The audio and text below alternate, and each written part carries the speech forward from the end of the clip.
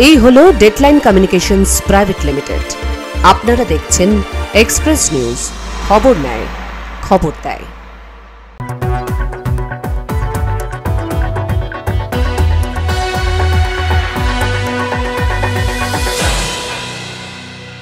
Express News brought to you by Godavari Commodities Limited. নমস্কার, সুপ্রভাত, আমি অনুশ্রী। শুরু করছি আজকের এক্সপ্রেস নিউজ।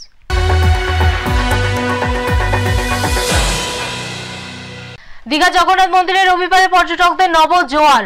দীঘার অর্থনীতিতে আমূল পরিবর্তন। দীঘা জগন্নাথ ধাম সংস্কৃতি চর্চা কেন্দ্র সমুদ্র পাড়ের অর্থনীতিকে চাঙ্গা করবে জগন্নাথ দেব, অভিমত দীঘার ব্যবসায়ীদের। জগন্নাথ মন্দির উদ্বোধনের পর পর্যটকদের ঢল নেমেছে দীঘা জুড়ে। ছুটির মরশুমে সকাল থেকেই প্রচুর পরিমাণে পর্যটকদের ভিড় লক্ষ্য করা যাচ্ছে দীঘার জগন্নাথ মন্দিরে। দীঘার জগন্নাথ মন্দির অক্ষয় তৃতীয়ার দিন উদ্বোধন হওয়ার পর রেকর্ড পরিমাণে ভিড় হয়েছে প্রভু জগন্নাথ দর্শনে। দীঘার জগন্নাথ মন্দির উদ্বোধনের পর মানুষের মধ্যে আলাদাই উন্মাদনা লক্ষ্য করা যাচ্ছে। মন্দির দর্শন করলাম, খুব ভালো লাগলো। জায়গাটা অনেকটা এলাকা জুড়ে হয়েছে, পুজো দিয়েছি, আমাদের ভালো লেগেছে। সৈকত নগরের আলাদা মাধুর্য তৈরি করেছে প্রভু জগন্নাথের মন্দির। সেই অনাবিল সৌন্দর্যে মুগ্ধ হতেই প্রতিদিন ভিড় বাড়ছে পর্যটকদের। উদ্বোধনের পর দ্বিতীয় দিনেই প্রায় 5 লক্ষ মানুষের ভিড় হয়েছিল এই মন্দিরে। বিশ্বে ছড়িয়ে পড়েছে দীঘার জগন্নাথ মন্দিরের কথা। मंदिर खास करके मंदिर दर्शन के लिए आए हैं। हम तो 5 साल से या 6 साल से रह रहा हूँ, लेकिन ये आया, मैं सुना 30 तारीख को उद्घाटन है, इसके लिए मैं आया, बहुत अच्छा लगा। জানা গিয়েছে প্রতিদিন ভোর 6টায় মঙ্গল আরতির মাধ্যমে জগন্নাথ মন্দিরের দ্বার উদ্ঘাটন হবে। দুপুর 1টা থেকে 3টে পর্যন্ত মন্দির বন্ধ থাকবে। আবার বিকেল 3টে থেকে রাত 9টা পর্যন্ত পর্যটকদের জন্য খোলা থাকবে প্রভু জগন্নাথ দেবের মন্দির। তবে ভক্তদের ভিড় দেখে টাইম টেবিল নিজেদের মতো ঠিক করে নেওয়ার কথা জানিয়েছে মন্দির কর্তৃপক্ষ। পাশাপাশি জানা গেছে বাংলার জগন্নাথ মন্দিরের ক্ষেত্রে প্রসাদ হিসেবে ট্রেডমার্ক থাকবে সন্দেশ আর গজা। দীঘা থেকে রাজীব নন্দীর রিপোর্ট, এক্সপ্রেস নিউজ। কালচিনি ব্লকের উত্তর মেন্দাবাড়ি গ্রামের রাস্তা, যা রাস্তা কম, কৃষিক্ষেত মনে হবে বেশি। রাস্তার মাঝে বড় বড় গর্ত, যা অল্প বৃষ্টিতে পরিণত হয়েছে ডোবায়। পাকা রাস্তার দাবিতে সরব রাভা জনজাতি। কথায় বলে আশায় বাঁচে চাষা। বক্সা ও জলদাপাড়া জাতীয় উদ্যানের মাঝে কালচিনি ব্লকের উত্তর মেন্দাবাড়ি গ্রামের অবস্থা ঠিক এই রকমই।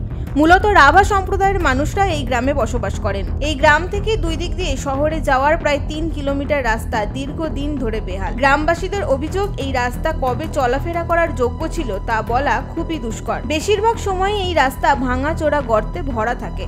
আসন্ন বর্ষা, তার আগেই মাঝারি বৃষ্টিতে রাস্তায় বড় বড় গর্তে জল জমা হয়ে তা চলাফেরার অযোগ্য হয়ে উঠেছে। রাস্তা মনে হচ্ছে যেন মাটির চষাখেত। এই পথ দিয়ে আশেপাশে স্কুলে যেতে পারছে না এলাকার ছাত্রছাত্রীরা। রাস্তা মেরামতের দাবিতে সরব হয়েছে গোটা এলাকা।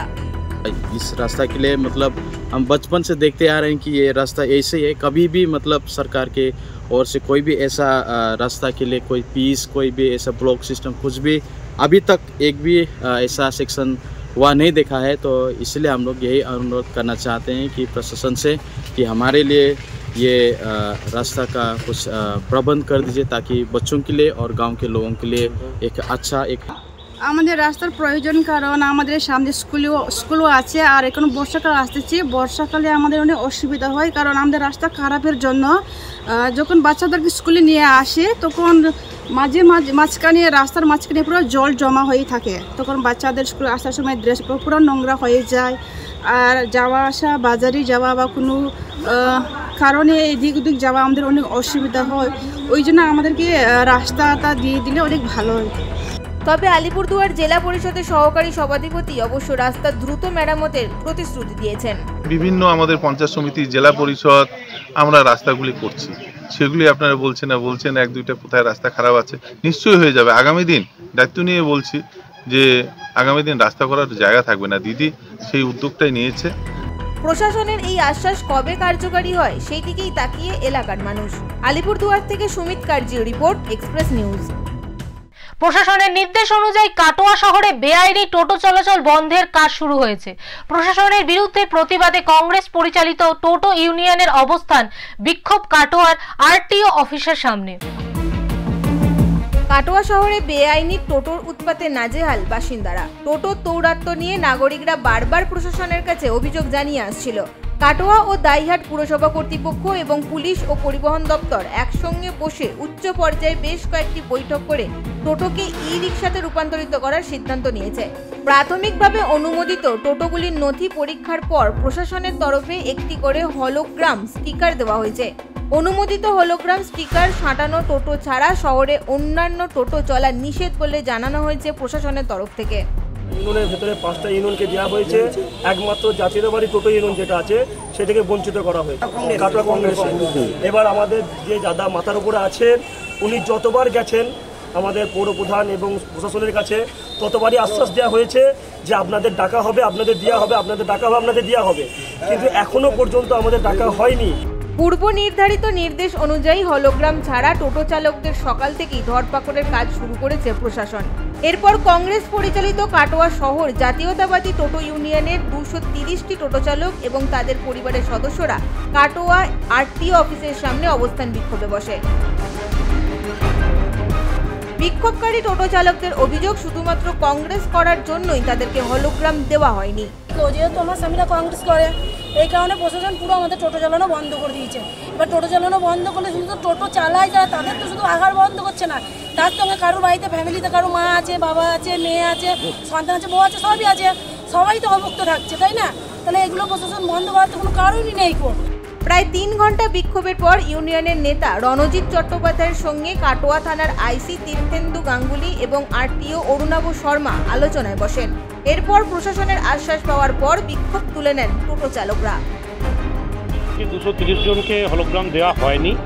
এবার এই হয়নিটা আরটিও সাহেব, আইসি সাহেব ছিলেন, আলোচনার মাধ্যমে ঠিক হলো যে এটা কারুর একটা ভুল হতে পারে, আমাদেরও ভুল হতে পারে, ওনাদেরও ভুল হতে পারে। এই লিস্টের মধ্যে আমাদের নাম ছিল না। আমরা ওনাদের ক্রাইটেরিয়া অনুযায়ী, ওনারা 3টে জিনিস চেয়েছেন, সেই ক্রাইটেরিয়া অনুযায়ী ব্যক্তিগতভাবে প্রত্যেকে আমরা দরখাস্ত জমা দেবো। দরখাস্ত বা অ্যাপ্লিকেশন দিতে বলা হয়েছে। ওনারা যদি পূর্ববর্তী যদি আগে যদি চালিয়ে থাকেন তাহলে তাদের সেটা কমিটির সেবাতে সিদ্ধান্ত হবে, কনসিডার করা হলেও হতে পারে, সেটা কমিটিগত সিদ্ধান্ত হবে। কিন্তু ওনাদেরকে প্রমাণ করতে হবে যে ওনারা পূর্ববর্তীকালে অবস্থা থেকে গাড়ি চালিয়ে এসছে। সেটা বিভিন্ন ওনাদেরকে সেটা জানিয়ে দেওয়া হয়েছে যে কী কী ক্রাইটেরিয়া আছে। যে সকল টোটো চালকদের হলোগ্রাম নেই তাদেরকে অবিলম্বে 3টি নিয়ম মেনে দরখাস্ত জমা করতে হবে। এরপর ভেরিফিকেশনের পর তাদেরকে হলোগ্রাম দেওয়া হলে তারা ফের কাটোয়ার রাস্তায় টোটো চালাতে পারবে। তবে যতদিন পর্যন্ত হলোগ্রাম তারা পাচ্ছেন না ততদিন তারা টোটো চালাতে পারবেন না, এমনটাই জানানো হয়েছে পরিবহন দপ্তরের তরফ থেকে। কাটোয়া থেকে শঙ্কু কর্মকারের রিপোর্ট, এক্সপ্রেস নিউজ। এক্সপ্রেস নিউজে নিয়ে নেব একটা ছোট্ট বিরতি, ফিরে আসছি বিরতির পর। Best compliments. Godabari Commodities Limited. Coal mining, coal trading, coal import, coal logistics. Godabari Commodities Limited have been in the business of coal trading since last 2 decades. Godabari Commodities Limited, address 18 NS Road, 2nd floor, Kolkata, 700001, West Bengal.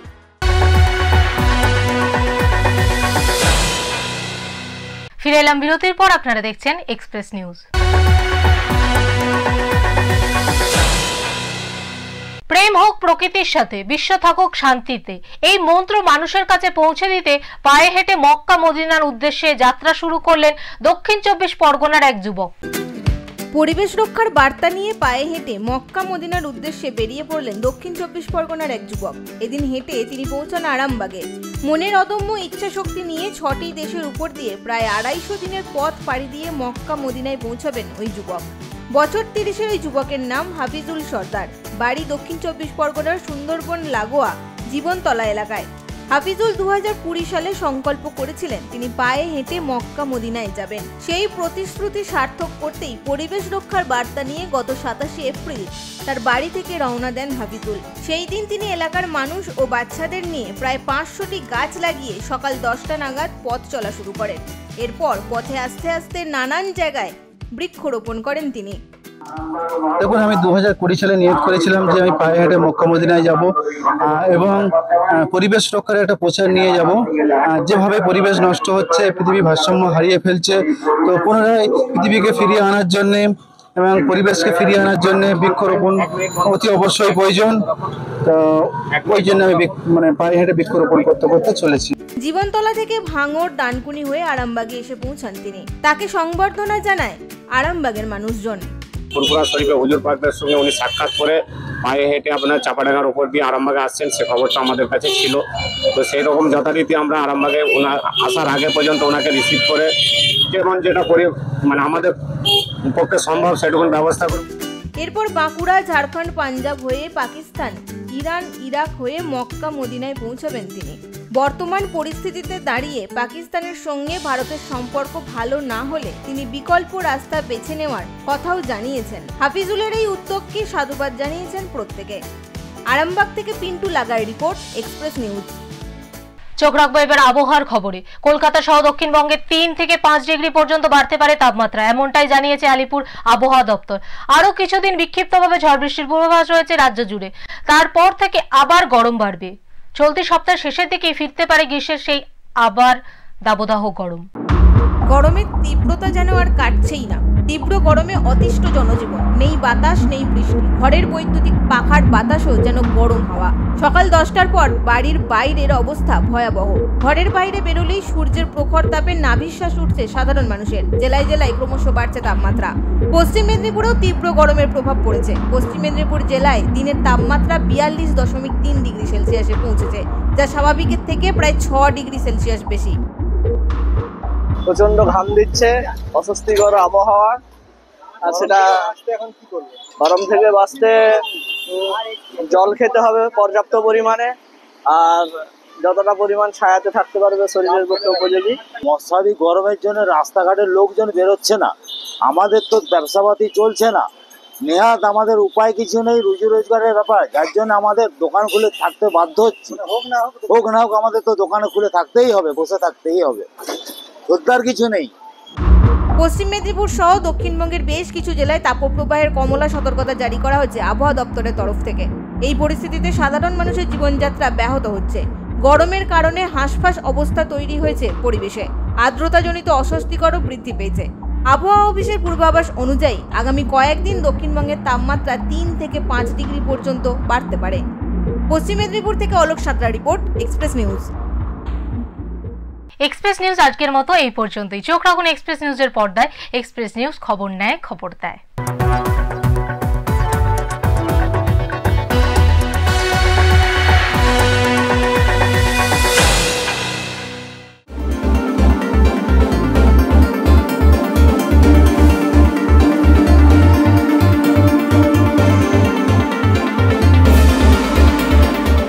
প্রথমত বলতে চাই যে যেরকম আমরা বলি যে আমাদের সংবিধানের 3টা পিলার, আরেকটা পিলার হচ্ছে আমাদের সংবাদ মাধ্যম মিডিয়া।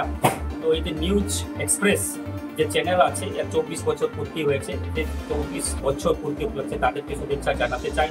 এবং যারা নিঃস্বার্থভাবে মানুষ পর্যন্ত যে খবরটা পৌঁছে দেয়, তো এই নিউজ এক্সপ্রেস যেটা আছে পরিশ্রম করে সুন্দরভাবে কাজ করতে চাই। আমি আশা করি আগামী দিন আরো ভালো কাজ করবে।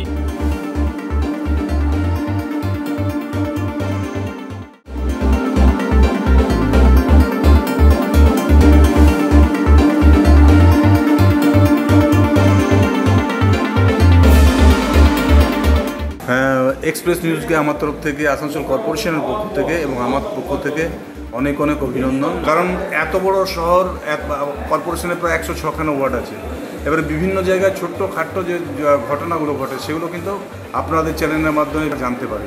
তো তার জন্য ধন্যবাদ। এবং আপনারা যেভাবে 24 বছর পার করেছেন, নিশ্চিতভাবে আপনারা 50 বছরও পার করুন।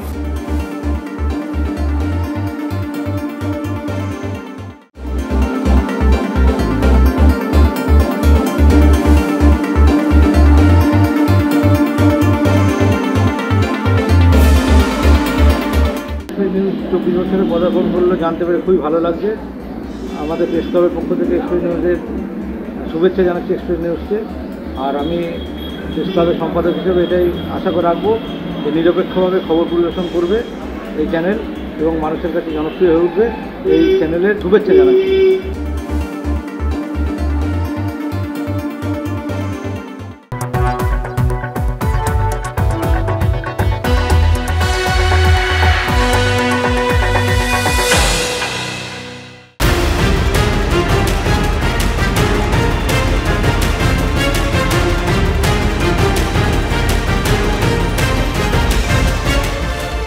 এই হলো ডেডলাইন কমিউনিকেশনস প্রাইভেট লিমিটেড।